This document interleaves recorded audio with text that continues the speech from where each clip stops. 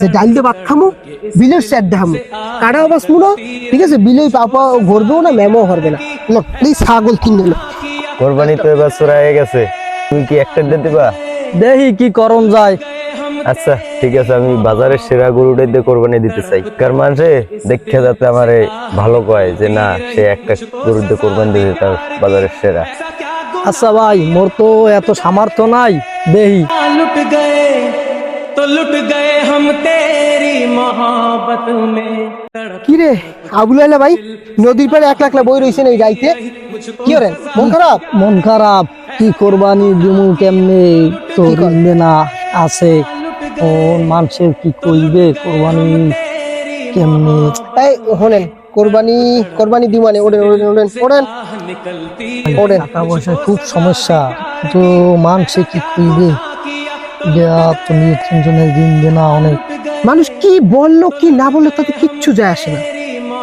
আরে ভাই, আপনার কোরবানি করার মতো সামর্থ্য এখন নাই। আপনার ফ্যামিলির উপর জ্বর বইয়ে গেছে, মারাত্মক বিপদ আপদ গেছে কিছুদিন আগে, আমি জানি। এখন আপনি প্রচুর পরিমাণে ঋণ দেনার মধ্যে আছেন। কোরবানি করার মতো যে মানে আপনার যতটুকু সামর্থ্য থাকা দরকার, এই পরিমাণ আপনার অর্থ এই মুহূর্তে নাই, কিন্তু আপনি বিগত বছর কোরবানি করিয়ে আইছেন।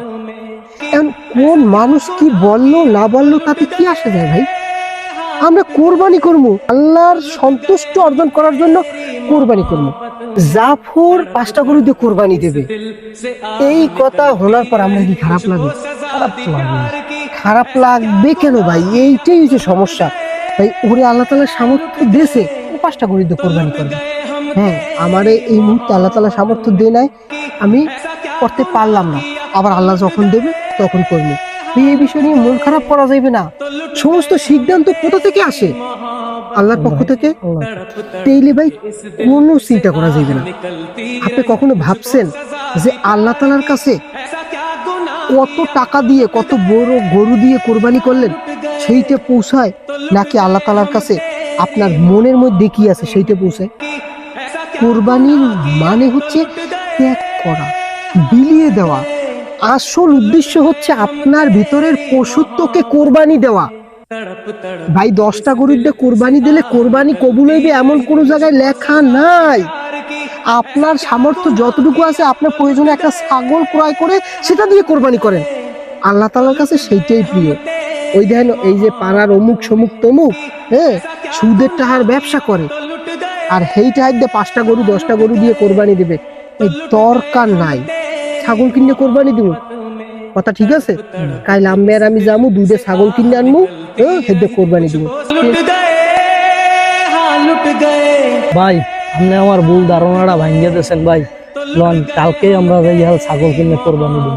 ইনশাল্লাহ ভাই, আপনি যে বুঝছেন ভাই, সত্যি আমারও খুব ভালো লাগছে।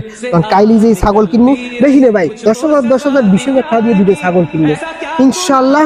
যে ডাইল দিয়ে ভাত খামো, বিলের স্যার দেখামো, কাটাও বাঁচবো না, ঠিক আছে, বিলেই পাপা ঘরবেও না, ম্যামও হরবে না। প্লিজ ছাগল কিনে না।